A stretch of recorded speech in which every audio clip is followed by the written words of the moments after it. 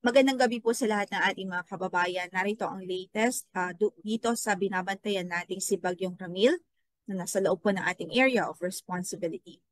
So as of our latest analysis, si Bagyong Ramil ay huling nakita po sa layong 650 kilometers silangan ng Huban, Sorsogon. Taglay pa rin ito ang lakas ng hangin na umaabot po sa 55 kilometers per hour near the center at gustiness na umaabot sa 70 kilometers per hour. Kumikilos ito ngayon pakanluran at medyo may kabagalan po yung kanyang pagkilos over the past few hours. So sa nakikita nga po natin, as early as now, yung kanyang trough o yung in a way buntot po nitong bagyo, medyo nakakaapekto na po dito sa Bicol region at ilang bahagi ng Eastern Visayas. So nagdudulot na po siya ng mga pag-ulan. Pero yung gusty winds, mga occasional pa lang po yan. Hindi pa talaga siya totally ramdam. Pero based na lang nga din po sa track na ipinalabas po natin as of 5 p.m. po.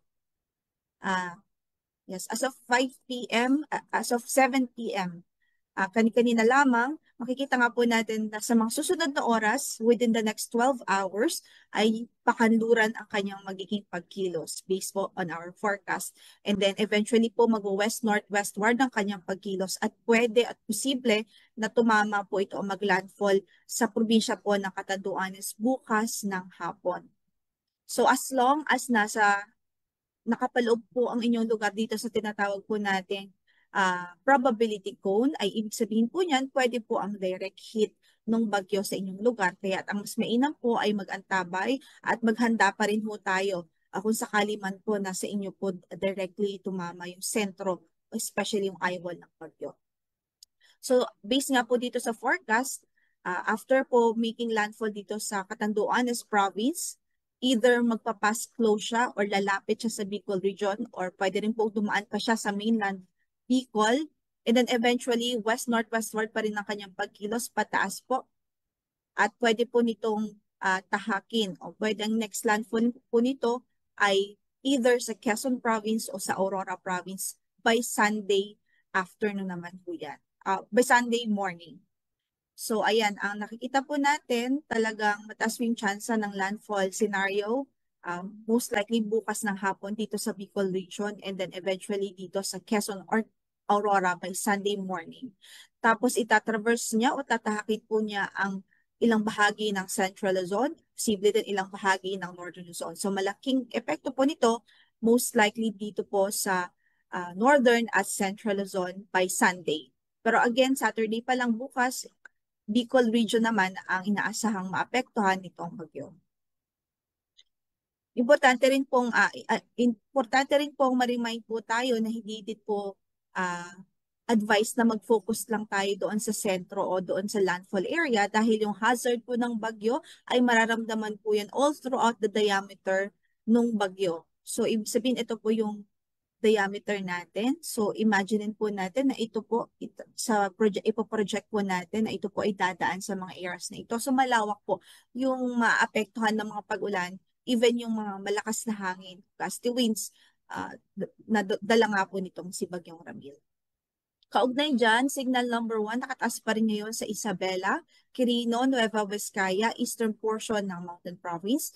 Dito sa Ifugao, eastern portion ng Pangasinan, Aurora, Nueva Ecija, eastern portion of Bulacan, northern eastern portions of Quezon kasama ng Polillo Islands, sa Camarines Norte, Camarines Sur, Catanduanes, Albay, Sorsogon, maging dito po sa Burias Island kasama na ang Ticao Island. So, ito din po importante kung bakit may signal tayo para malaman din po natin ano yung mga posibleng hazard na ma-experience po natin throughout the passage of tropical depression o si Tropical Cyclone Ramil.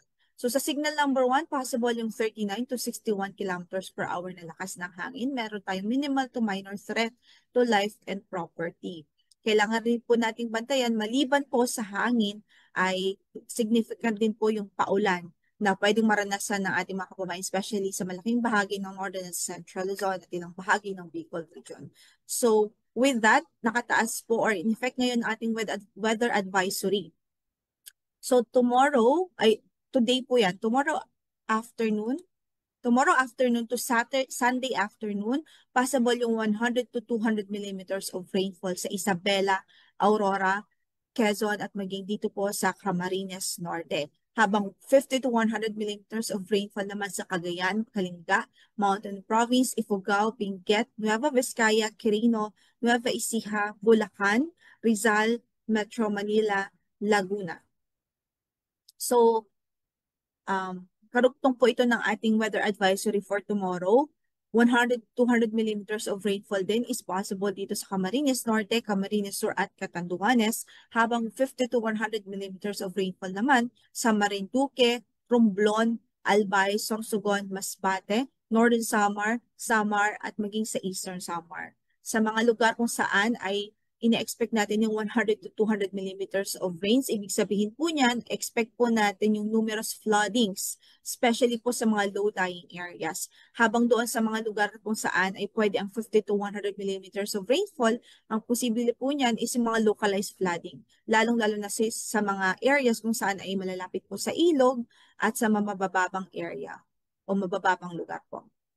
Samantala, Sunday afternoon to Monday afternoon, pwede pa rin ang 50 to 100 millimeters of rainfall sa Ilocos Norte, Apayao, Cagayan Province, Abra, Kalinga, Ilocos Sur, Mountain Province, Isabela, Ifugao, La Union, Benguet, Nueva Ecija, Quirino, Pangasinan, Tarlac, Nueva Ecija, Aurora, maging sa Zambales. So hindi pa rin pwedeng maging kampante ho.